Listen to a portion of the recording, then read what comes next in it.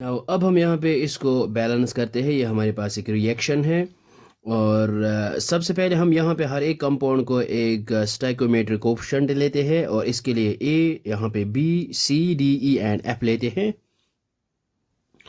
ये हमने यहाँ पे लिए है stoichiometric coefficients of each compound. तो ये है ए, बी, यहाँ पे C, D, E and F. और अब हम यहाँ पे लेते हैं, सबसे पहले पोटेशियम लेते हैं की, और इसके बाद यहाँ पे लेते हैं मैग्नीज, और इसके बाद क्लोरीन, हाइड्रोजन एंड ऑक्सीजन।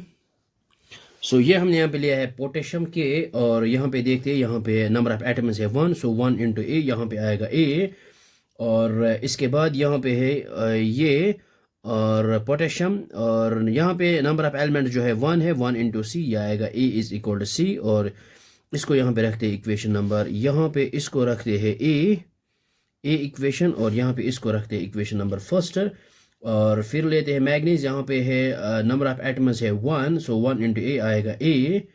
और इसके बाद यहाँ पे है, और यहाँ पे भी है 1, 1 इंटू डी, यह आएगा डी। और इसके बाद नहीं है, इसको यहाँ पे रखते हैं इक्वेशन फर्स्ट। नाउ क्लोरीन लेते हैं, और यहाँ पे है number of atoms 1, 1 into B, यह आएगा यहाँ पे B which is equal to, और यहाँ पे भी है नंबर ऑफ एटम्स है 1, 1 इंटू सी आएगा सी, प्लस यहाँ पे है नंबर ऑफ एटम्स है 2, 2 इंटू डी, यह आएगा 2 टाइम्स डी। और फिर यहाँ पे भी है प्लस नंबर ऑफ एटम्स है यहाँ पे 2, 2 इंटू ई, ये आएगा 2 टाइम्स ई। और इसको यहाँ पे रखते हैं इक्वेशन नंबर थर्ड। अब लेते हैं हाइड्रोजन, और हाइड्रोजन है नंबर ऑफ एटम्स है 1, 1 इंटू बी आएगा यहाँ पे B which is equal to, और फिर है यहाँ पे यहाँ, और नंबर ऑफ एटम्स है 2, 2 इंटू एफ, ये आएगा हमारे पास 2 टाइम्स एफ। और इसको रखते हैं यहाँ पे इक्वेशन नंबर फोर्थ। और अब लेते हैं लास्ट पे ऑक्सीजन। यहाँ पे है नंबर ऑफ एटम्स है 4, 4 इंटू ए, या आएगा 4a। और फिर यहाँ पे नहीं है, यहाँ पे भी नहीं है, और यहाँ पे भी नहीं है, यहाँ पे और यहाँ पे है, और नंबर ऑफ एटम्स है 1, 1 इंटू एफ आएगा यहाँ पे एफ। इसको यहाँ पे रखते हैं इक्वेशन नंबर फिफ्थ। अब हम यहाँ पे क्या करें, ये जो है A equal C, A equal D, तो it means that A equal D. हम यहाँ पे लिख सकते हैं A is equal C is equal D, इसको यहाँ पे एज इट इज रखते हैं। और फिर यहाँ पे एक इक्वेशन नंबर फोर्थ है हमारे पास जो है which is equal to B is equal to 2 times F. इसको लिख सकते हैं बी इज इक्वल टू, ये आएगा 2 एज इट इज, और एफ है हमारे पास इक्वेशन फोर्थ, हम ये फिफ्थ हम यहाँ पे यूज करेंगे। F is equal to 4a, तो ये आएगा यहाँ पे लिख सकते हैं 4a। B is equal to 2 into 4, ये आएगा हमारे पास 8 टाइम्स ए। नाउ अब हम यहाँ पे लेते हैं फ्रॉम इक्वेशन थर्ड, और थर्ड है हमारे B is equal C plus 2d equal to plus 2e। और बी की जगह हम पुट करेंगे 8a, ये आएगा हमारे पास 8a which is equal to C, और सी भी हमारे पास a के बराबर है, और प्लस 2 इंटू 2 टाइम्स डी, और डी हमारे पास a के इक्वल है, तो हम यहाँ पे लिख सकते हैं डी की जगह a प्लस है 2 टाइम्स e।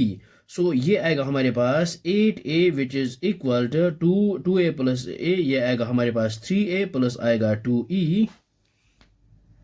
नो अब हम यहाँ पे क्या करेंगे, इस 3a को यहाँ पे ट्रांसपोज करते हैं। ये आएगा हमारे पास 8a minus 3a which is equal to 2 times e, और 8a माइनस 3 ये आएगा हमारे पास 5a which is equal to 2 times e।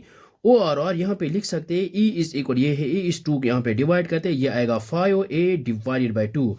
अब यहाँ पे हम यहाँ पे सिंपलेस्ट होल नंबर यहाँ पे चूज़ करते हैं। तो ये जो है a को हम यहाँ पे सिंपलेस्ट होल नंबर पुट करेंगे, तो ये जो है 2 यहाँ पे ख़त्म होना चाहिए, तो हम यहाँ पे लिख सकते हैं सिंपल है a इज़ इक्वल टू 2। जब हम a को 2 पुट करेंगे तो ये 2 गेट्स कैंसिल आउट, तो हमारे पास e आएगा 5 इंटू 2 डिवाइड बाई 2।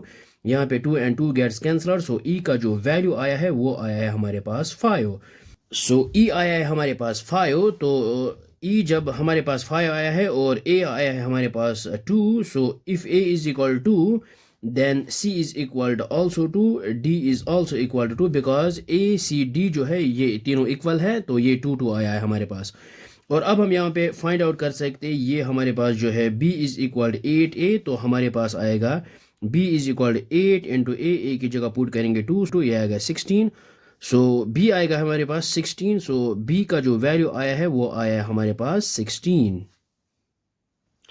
अब हमारे पास f जो है f इज इक्वल यहाँ पे 4 टाइम्स a, और a की जगह पुट करेंगे 2, ये आएगा 4 × 2 ये आएगा 8। सो एफ का जो वैल्यू आया है वो आया हमारे पास 8।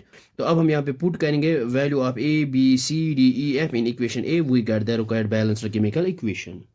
सो ये हमने यहाँ पे लिखा है put values of A B C D E F in equation A, we get this required balanced chemical equation. So I hope आपको ये समझ में आया होगा, ये बहुत ही आसान है।